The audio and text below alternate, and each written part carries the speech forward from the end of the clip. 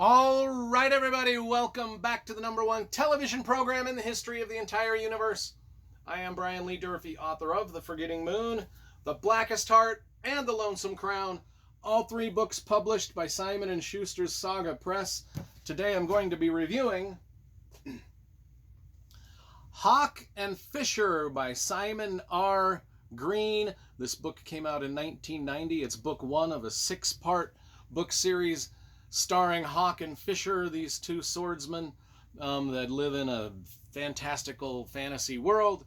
Now, maybe you watched my video review of one of the Simon R. Green's Deathstalker novels yesterday. So I did drop a review of a Simon R. Green novel yesterday, and I was just kind of like, well, I'm in the mood for another Simon R. Green novel, so why don't we do it? Now, I got this Hawk and Fisher book off of eBay, and I'm going to tell you, it smells like a,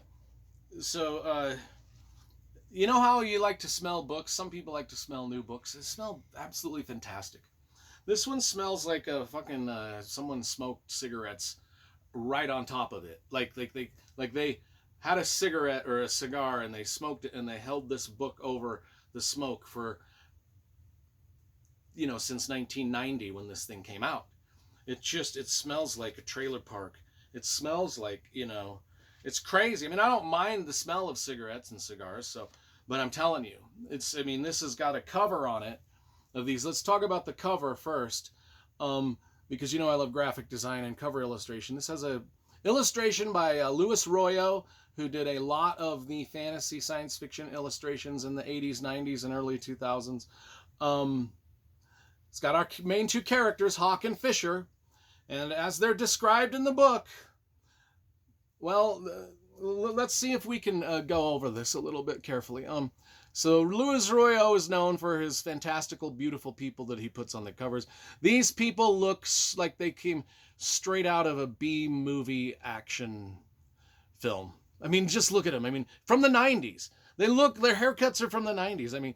Now let's talk about the guy on the front, Hawk, who is an axe-wielding, and Hawk and Fisher, just so you know, they live in a town called Haven, which Haven is described as this town kind of like old York, England, with the cobblestone streets and the buildings that lean out over the cobblestone streets, almost touching at the top. Very medieval-esque. And Simon Green does a great job of describing that. And then he does a great job of describing our two main characters, Hawk and Fisher. Now, Hawk and Fisher are captains of the guard. They are pretty much in this town of Haven. They are the police. They are the 5-0, as it were. That's their job. And he goes into great detail of describing them. And the illustrator, Louis Royo, gets all of it right except for one thing. Like when he describes Fisher, when Simon R. Green describes Fisher, she looks exactly like this. She's sexy. She's got the leather pants. She's got the sword. She's always wearing a outfit that shows her TITSs. I don't want to get demonetized. This ain't Pornhub, so I gotta be careful. This is accurate, but she does have like a 1990 B movie actress face and hairdo in the painting. Now this guy, everything about this is accurate too. The eye patch, the scar across the face, the battle axe, the leathers. But he's described in the book as being kind of like a wiry, thin guy. But he's painted in the painting as like this muscle-bound, buff guy. He looks, again, like someone that came right out of a 90s B action movie, he looks like Steven Seagal, just with more muscles. That's what he looks like. Anyway, this is they look like they stepped right out of the trailer park. The book itself smells like it came right out of the trailer park. It's kind of like it reads like one of those old 1970s trash fantasy novels.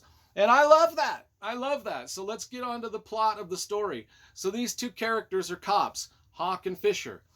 Now, I was like going into the book thinking, okay, is this going to be like sort of like Moonlighting, that show with Bruce Willis and whoever they were cops, but the whole time through the series, you never knew if they were in love or if they were just friends or if they were going to get together in the end or if they were going to find love with each other. And so I thought this is what this is going to be out. I find out they're both cops right in the first paragraph, and then we get a description of them both, and I'm like, okay, this is going to be one of these series for the 6 books where the interplay between these two is going to be like, yeah, are they going to get together in the end? Are they going to fall in love? What's going to happen? And then in the second paragraph of the book, it opens up with, they're married. They're just married. They're all that's taken care of. This is a married couple.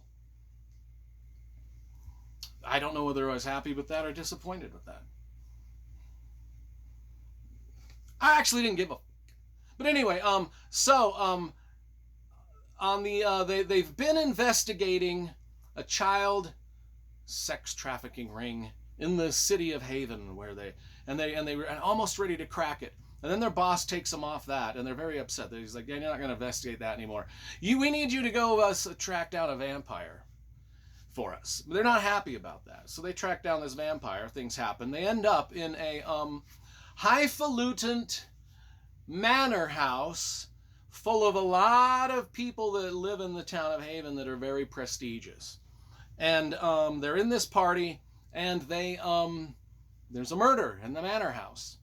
And then we go into a straight murder mystery, and I'm thinking each book in the series is going to be Hawk and Fisher as detectives, as 5-0 in the town of Haven, solving murder mysteries. It's the gist of it from what after reading this first book. I think these are policemen.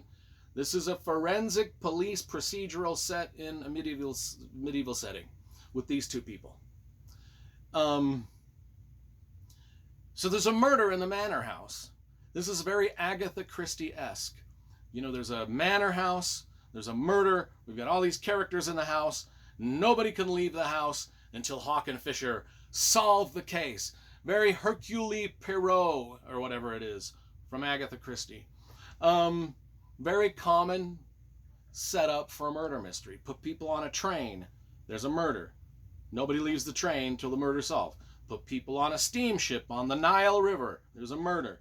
Nobody can leave the steamship until they put them in a manor house. The manor house is locked down. That's the gist of it.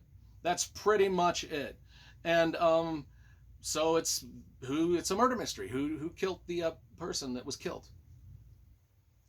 I liked it. I mean, I actually liked it. It's like just like the Deathstalker series, which I did a review of yesterday, one of the books. It's nonstop action, blood and gore and guts, wisecracking characters, cool characters, and it's the town of Haven that's reminds me a lot of the Thieves' World town of Sanctuary, if you ever read Thieves' World.